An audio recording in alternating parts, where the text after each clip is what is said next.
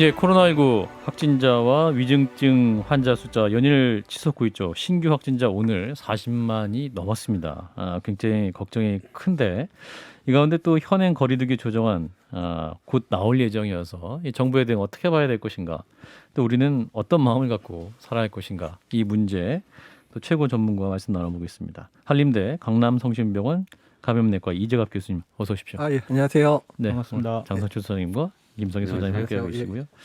마스크를 더 이렇게 꽉 조여매신 것 같아요. 예. 저도 조심해야 되니까. 40만 명 넘었네요. 네. 예. 역대 최고치인데 네.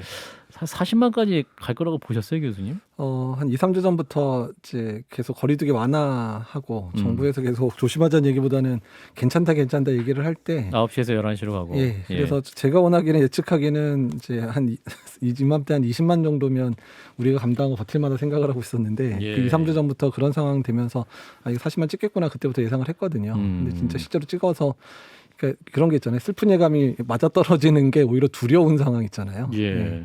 그래요. 좀. 근데 중요한 건 이게 지금 전문가들은 절정이다라고 판단하는 분이 있고, 근데 교수님께서는 지금 절정이 아직 안 왔다라고 보시는 것 같아요. 그러니까 너무 불확실한 부분이 계속 생기는 거예요.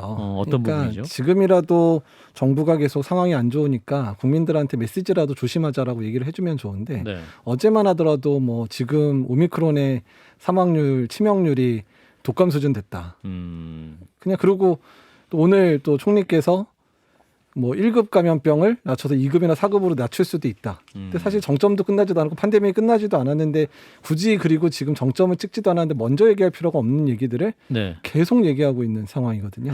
뭔가 왜 그런 메시지 나올까요? 그 옆에도 다 이제 전문가들 계실 텐데 이게 이재갑 교수님이랑 다른 의견을 갖는 전문가들이 그런 정보를 주는 거 아닙니까, 그러면? 그러니까 뭔가 정면 돌파의 의지를 보이는 것 같아요. 그냥 충분히 걸릴 만큼 걸려서 이번 유행을 마지막 유행으로 한번 만들고 끝내겠다라고 생각을 하는 게 아니면 절대로 이런 방향으로 끌어갈 수 없거든요. 교수님, 제 주변에도 지금 보면 엄청 많이 걸려요. 정말 네. 이제 다 걸리고 있는 것 같은 기분이 드는 정도고. 그런데 보니까 집에서 이제 찔러보고 양성이 뜨면 PCR 검사를 받질 않고 그냥 알아서 자가격리 한 일주일 정도 하면 되겠지 생각하고, 그러니까 실제로 크게 아프지 않으니까. 그리고 신고를 한다고 해서 이익이 없거든요. 뭐 나한테 약을 주는 것도 아니고 뭘 해주는 것도 아니니까 셀프로 선언하고 그냥 집에 계시는 분들이 주변에도 많이 계시는데, 그러니까 사람들이 전반적으로 인식이, 그리고 아파본 사람들도 다 그냥 뭐 하루 사나흘 정도 앓고 나면 끝난다라고 생각하는 이런 인식이, 이거 오미크론 괜찮은데 이렇게 만들고 있는 것 같거든요. 근데 실제로 앓으신 분 중에서 진짜 나 괜찮았다고 얘기하시는 분이 많으신가요? 예, 제 주변에 있는 분들은, 그러니까 제 또래는 다 어려서 그런지 뭐 사나흘은 되게 목이 아팠다 뭐 이런 건 근데 있지만 본인은 그 정도로 넘어갔는데 네. 자기 아이들 걸려가지고 40도씩 열을 3일씩 나버리면 제정신 가지고 그런 얘기 하시는 분 있으세요? 없어요. 자기에게 걸려가지고 40도씩 3일 넘어버리면 제가 작가님들 중에서도 저랑 통화 한두 번 하신 분들도 울면서 저한테 전화해서 어떻게 했냐고 연락하는 분 수두룩했거든요. 저한테 페이스북으로 얘기 40도 연락하는데 지금 어떻게 해열제 먹여야 되냐고 저한테 생판 모르시는 분이 저희들 페이스북 메시지로 보내서 너무 걱정되니까 제가 이렇게 해라고 상담해드린 분 있어요. 자기 애가 그렇게 심각하게 아프거나 자기 부모님이 심각하게 아파버리면 그런 얘기 못 하세요. 예. 그러니까 제가 말씀드리고 싶은 거는 젊고 건강한 사람들 그렇게 심하게 안 알아요. 하지만 그 사람들 때문에 유행이 커진 상황이 아이들하고요, 어른들한테 올라가면 그 사람들한테는 되게 심각한 상황이 되는 거거든요. 가족 중에 한 분이라도 코로나 때문에 죽은 분이 있으면 그런 얘기 못 하실 거예요. 그리고 의료진처럼 매일 코로나에 걸려서 죽는 분들을 계속 대면하고 있는 저희 입장에서는 거의 줄초상이거든요. 네. 그런 입장에선 그런 얘기 못 합니다. 제 주위에서도 이제 제작진 중에서도 이제 실제로 걸려가지고 이제 며칠간 정말 죽을 뻔했다, 목이 아파서. 근데 그런 분도 있기 때문에 실제로 이제 체험하신 분 중에 이게 정말 아팠다 하시는 분 많기 때문에 그 대응이 정말 신중하게 가야 된다는 건 이제 많이 공감하시는 분이 있는 것 같은데.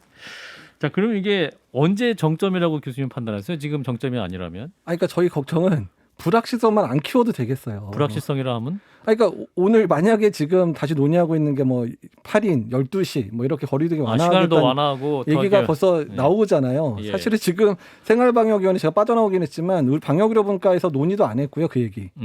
그다음에 내일 이제 또 회의를 뭐 일상회복 지원위원회 회의를 해야 되는데 예. 먼저 흘리고 있거든요, 정부에서. 사전에. 이게 제가 그때 지난번 6인 10시 만들 때 제가 간둔 이유도 그거였어요. 6명 논의도 모이고? 하기 전에 네. 먼저 흘려요. 그래서 그 방향성 정해놓고 간을 보는 거죠. 언론에서 또는 전문가들이 어떻게 얘기하나.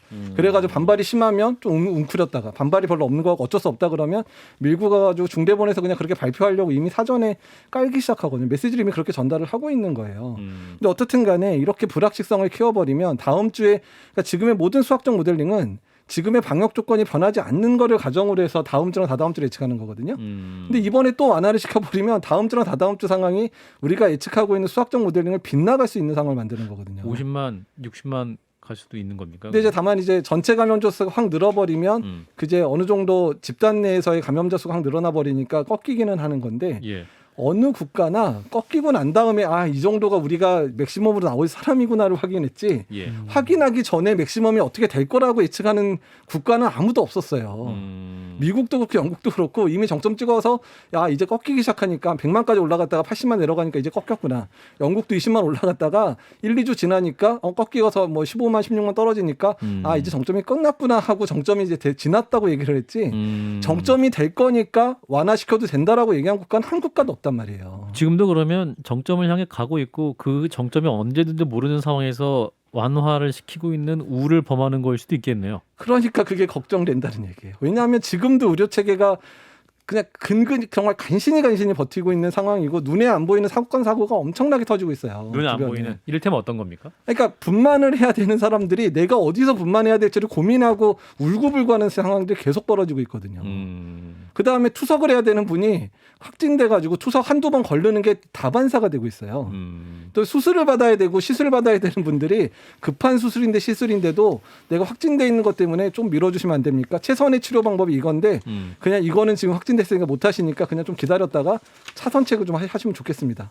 이런 상황이 되고 있다는 얘기죠. 제 지인도 이제 그 부모님이 아프신데 열이 나는데 이제 그 신속항원으로는 음성인데 PCR 음성 확인이 안 되면 입원이 안 되는 거예요. 그래갖고 밤새도록 입원이 못 하고 있다가 간신히 이제 종합병원 말고 다른 병원에 입원을 하는 경우도 있고. 그 굉장히 그러니까 이게 코로나만의 문제가 아니라 다른 질병의 어떤 치료 체계와도 연관이 돼 있어서 이게 더 힘든 거죠. 그러니까. 그렇죠. 그러니까 왜냐하면 전체 수가 늘어나니까 예. 그러니까 가진 사연들이 나올 수밖에 없는 상황이죠. 너무 숫자가 많아지니까. 그러니까 이제 문제는 앞단도 문제, 응급 의료 체계도 문제가 돼서 이미 열나고 확진된 사람이 응급실을 다 장악을 하고 있으니까 다른 이유 때문에 열이 나는데 뭐 폐혈증 때문에 열이 나는데 이런 그럴 수도 분들이 있죠. 응급실에 진입을 못 하는 거예요. 이게 코로나일 수 있으니까 안 받는다. 안 받거나 아니면 이미 격리병상은 차 있으니까 더 이상 받고 싶어도 안 받는 게 아니라 못 받는 거죠. 이미 확진자들이 다 줄줄이 그냥 차 있으니까. 그래서 응급의료 체계가 문제니까 지금 겉으로는 드러나지 않지만 119에서 계속 2-3시간씩 응급실을 전전하다가 간신히 한 명 비면 거기에 끼어들어가고 이런 일이 지금 매일 밤마다 벌어지고 있거든요. 교수님 이제 저희처럼 모르는 사람들이 볼 때는 지금 보면 중환자 전담 병상 가동률이 64%, 그다음에 수도권 같은 경우는 61% 이런 정도로 나오면 딱 숫자를 보기엔 아직도 반이 안 찼네, 괜찮네 이렇게 생각하게 되는데 실제로 느끼시는 부담은 다른 겁니까? 그러니까 이제 중환자실이 우리나라 2,800개 정도를 가지고 있거든요. 코로나 중환자실. 코로나만을 위한 게 2,800개. 예, 2,800개. 근데 이제 한 1,800개 이제 그러니까 900개 정도 남았어요. 그게 남았는데 전국적으로 900개가 남았으니까 되게 여유가 많아 보이는데 네. 문제는 지금 이미 차 있는 중환자실은 대학병원이나 상급종합병원 같은 아주 질 좋은 그러니까 모든 치료가 가능하고 의료진이 그래도 준비된 데 있는 데는 거의 다 찬 거예요. 그러니까 가고 싶은 치료받고 싶은 병원은 다 차 있는 거네요. 그러니까 이제 좀 누구든 거기 가면 그래도 나를 안심할 수 최대한 있고. 노력을 해줄게. 거기서 죽어도 솔직히 그냥 정말 충분히 치료를 했다. 치료받고 돌아가셨다고 하는 그런 병실은 거의 차 있어요. 나머지 병실들은 종합병원급이라든지 이런 데서 아주 적극적인 치료를 할 수 없는 수준의 중환자실이 대부분 남아 있는 거예요.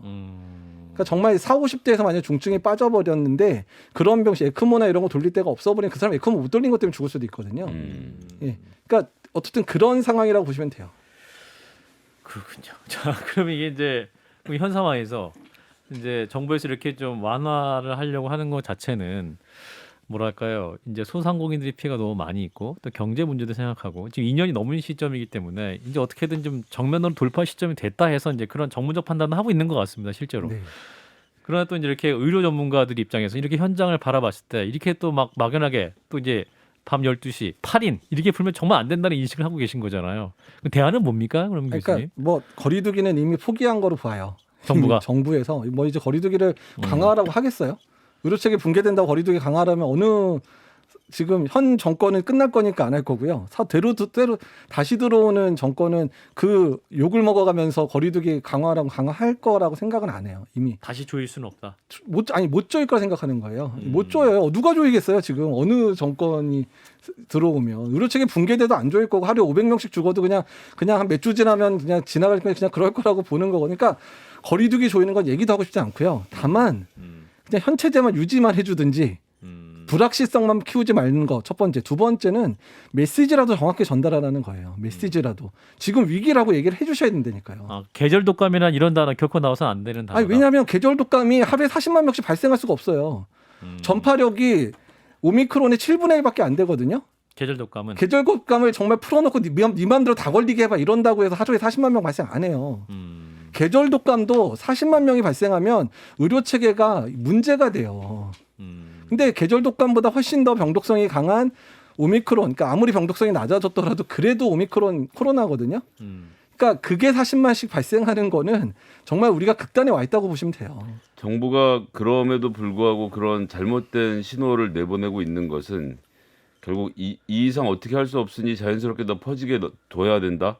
자영업자들을 더 이상 쪼일 수 없다라고 판단했기 때문에 그런다고 보시나요? 솔직히 저는 자영업자 때문만에 이렇게 강하게 밀고 갈 거라고 생각을 못해요. 그러니까 무슨 생각을 하는지 솔직히 지금 모르겠어요. 저는. 제가 알고 있는 뭐 보건복지부나 질병관리청 분들 만나면 예. 자기네도 이렇게 하는 거 원치 않는다 그래요.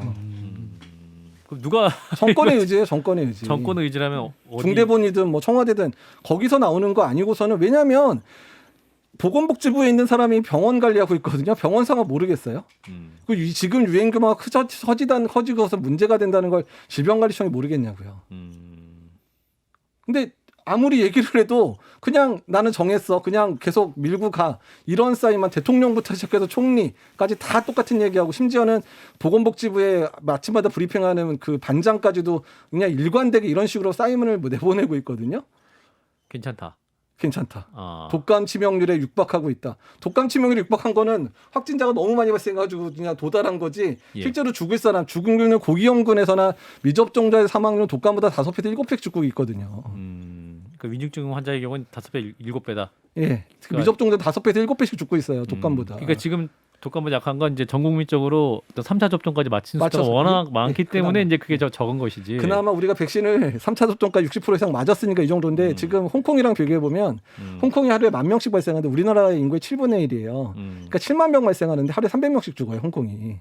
거기 60대 이상, 그러니까 80대 이상 접종률 50%가 안 됐거든요. 그러니까 지금 엄청 죽고, 그러니까 그나마 저희가 지금 그래도 하루에 200~300명 정도로 그냥 버티는 건 예방접종률 그래도 3차까지 60%까지 맞췄으니까 그나마 여기서 버티고 있는 상황인 그럼 이제 거예요. 그 말씀의 기저에는 백신을 맞은 사람들을 위주로 짠다. 즉 백신을 맞지 않은 사람들 그 리스크를 본인의 몸이 안 좋아서 안 맞는 분도 있지만 본인의 신념으로 안 맞는 분들 같은 경우는 정부에서 이제 어쩔 수 없다라는 시그널을 보내고 있다고 봐야 되나요? 그러니까 언제나 그렇지만 유행이 커지는 상황은 백신을 접종하거나 안 접종하거나 유행이 커져버리면 다 걸리는 거예요. 근데 문제는 미접종자에서의 사망은 계속 늘어나죠. 그러니까 지금도 사망자는 3차 접종 안 했거나 미접종자에서 반 이상 나와요. 예. 그러니까 일단 3차까지 무조건 맞긴 해야 되겠군요. 맞아야 그나마 3차까지 맞아주셔가지고 그나마 40만 명 발생해도 그냥 의료체계가 그냥 어떻게 버티고 있는 상황인 거지. 그것마저도 안 해놨고 우리가 일본처럼 한 10% 20% 정도 맞은 상황에서 이 상황 겪었으면 하루에 정말 1,000명씩 죽었을 수도 있어요. 그래서 문제는 이제 오미크론 외에 또 오미크론의 변이가 또 나왔다는 건데 스텔스 오미크론 얘기도 나오고 델타 변이와 오미크론이 합쳐진 델타 크론도 나온다. 라는 얘기가 있는데 그럼 이러한 새로운 변이의 등장은 또 어떤 변수가 될 수 있을까요? 일단 이제 스텔스 오미크론이 이제 저희가 공식명은 BA1이 오미크론이고요. BA2가 이제 스텔스 오미크론인데 예. BA2의 분율이 지금 그러니까 비율이 우리나라에서 한 26%까지 올라갔거든요. 근데 유럽에서 유행이 꺾이고 있던 많은 국가들이 심하게 올라가는 건 아닌데 예. 떨어지고 있다가 다시 이렇게 올라가고 있어요.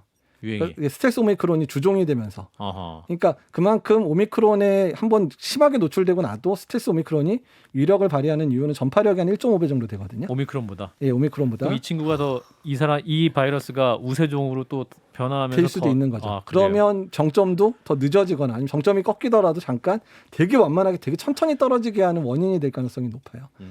근데 다만 다행인 거는 일부 이제 동물 실험에서는 오미크론보다는 좀 더 병독성이 강하다고 나오지만 실제로 이제 환자 발생 사례에선 그런 것 같지 않다고 나오는 거. 그나마 병독성이 실제 상황에서 이렇게 강한 오미크론보다는 비슷한 정도라고 나오는 게 그나마 다행으로 보는 상황이에요. 그렇군요.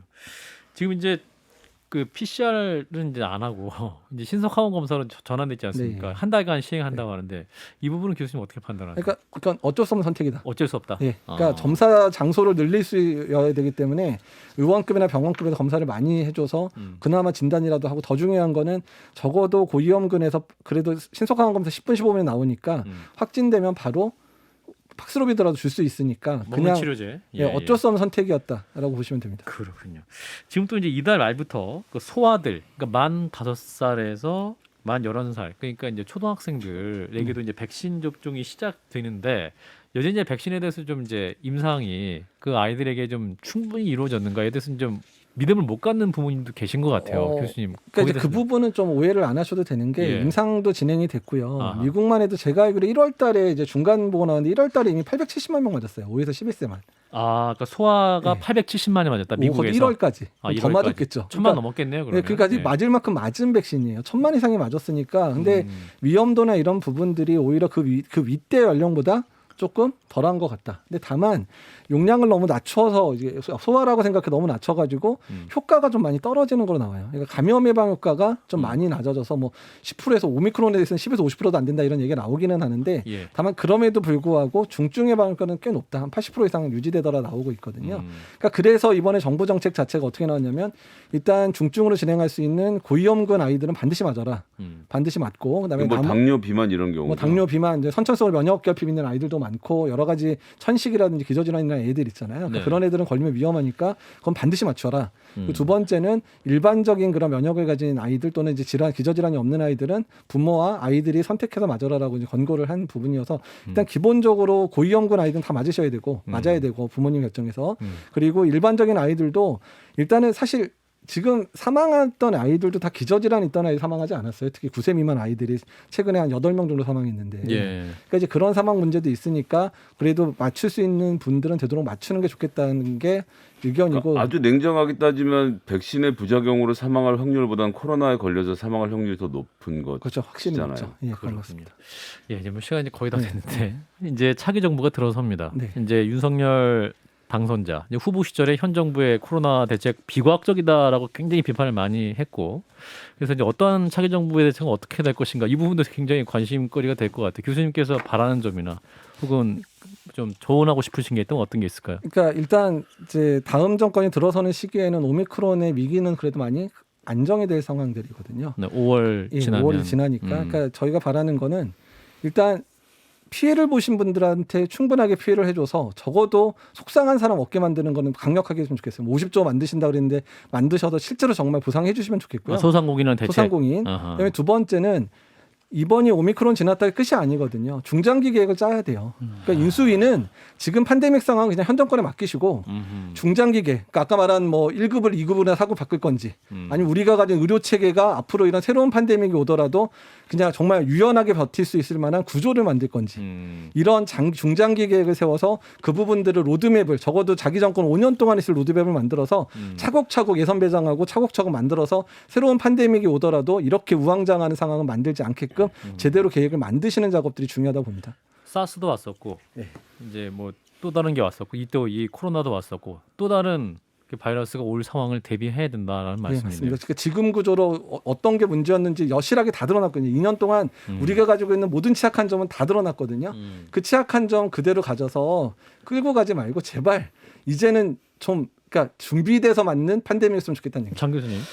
많은 국민들이 자유로운 해외여행은 언제쯤 가능할 것이냐라고 물어보는데요. 언제쯤 가능할까요? 제 생각은 외국에서 우리나라를 기피하지 않으면 이젠 자유로운 해외여행 가능해질 거예요. 가능합니까? 우리나라의 오미크론 유행이 어느 정도 잦아들면 네. 외국이 대부분 제한 풀었거든요. 웬만한 네. 국가들이. 우리도 같이 풀 수 있게 돼요. 우리가 유행이 꺾이면. 그래서 오미크론 유행이 지나면 일단은 새로운 변이가 나타나기 전까지는 몇 개월이라도 어느 정도 자유로운 여행 가능할 거라고 봅니다. 알겠습니다. 오늘 말씀은 여기까지 듣겠습니다. 한림대 강남성심병원 이재갑 교수였습니다. 고맙습니다. 네, 감사합니다.